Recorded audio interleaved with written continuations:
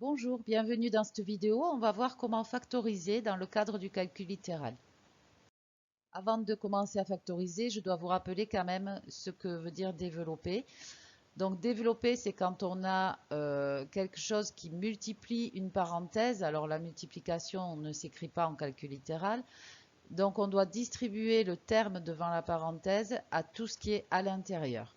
Donc on obtient ceci. On est parti d'une expression qui est un produit et on est arrivé à une somme. Vous pouvez retrouver ça dans d'autres vidéos.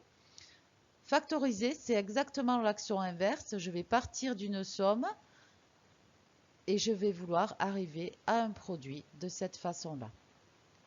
Je vous montre ça tout de suite avec des exemples plus concrets. Premier exemple, assez simple, 4a plus 15b.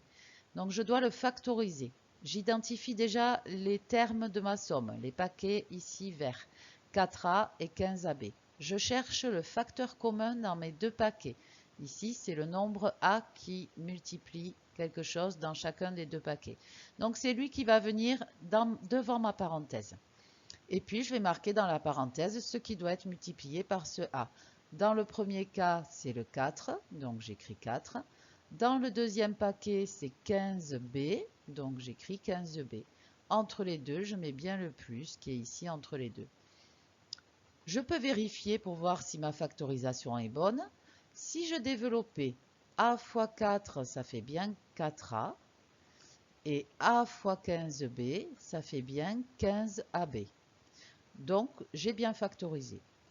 Je vous fais une petite remarque, ce qui n'était pas écrit en rouge dans mon expression de départ, c'est-à-dire 4 plus 15b, c'est exactement ce qui arrive dans la parenthèse ici. Prenons maintenant un second exemple un tout petit peu plus compliqué.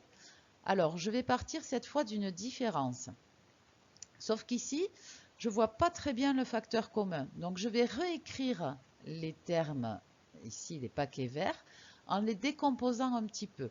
Au lieu de 3y au carré, je vais mettre 3 fois y fois y.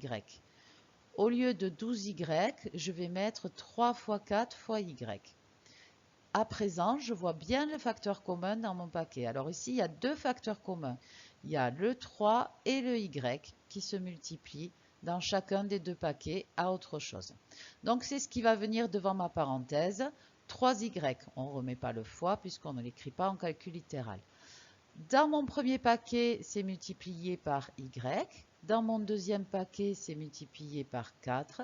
Entre les deux, je mets bien le moins qui était ici au départ.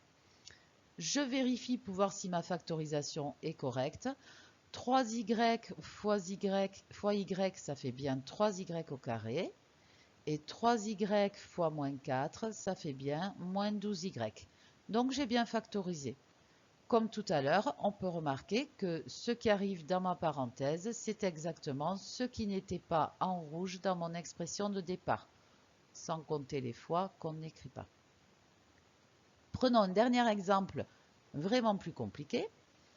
C'est celui-ci. Là, j'ai aussi une différence. Les paquets sont ici en vert.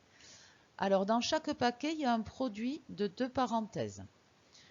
Je m'aperçois qu'il y a une parenthèse commune, c'est 3a plus 7. Donc, c'est ce qui va arriver ici en factorisation. Alors, je vais le mettre devant un crochet cette fois, parce qu'il y a des parenthèses qui vont être imbriquées sinon. Donc, c'est 3a plus 7 qui est commun et qui est en facteur. Dans le premier paquet ici, il est facteur de 2 moins 6a. Je le remets exactement de la même façon avec les parenthèses. Dans mon deuxième paquet vert, 3a plus 7 est facteur de 4 plus 5a. Je le mets aussi avec la parenthèse. Entre les deux, je mets bien le moins.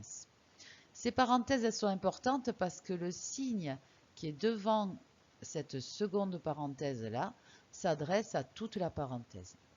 Donc là, j'ai fini de factoriser. Je peux remarquer, comme tout à l'heure, que ce qui est arrivé ici dans mon crochet, c'est exactement ce qui n'était pas en rouge au départ. Mais j'ai pas tout à fait fini parce que ce qui est dans le crochet ici, ça va se simplifier, se réduire. Donc je travaille un petit peu cette expression. Je remets 3a plus 7 devant et je vais supprimer les parenthèses. Donc 2 moins 6a, il n'y a pas de signe devant. donc je peux le recopier sans les parenthèses.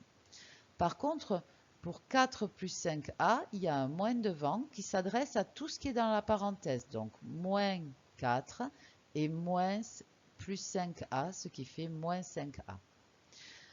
Là, j'ai supprimé mes parenthèses dans mon crochet. Il ne me reste plus qu'à réduire. Donc, je remets ma parenthèse rouge. Et dans le crochet, 2 moins 4, ça va faire moins 2. Et moins 6a moins 5a, ça va faire moins 11a. Voilà, là j'ai terminé ma factorisation.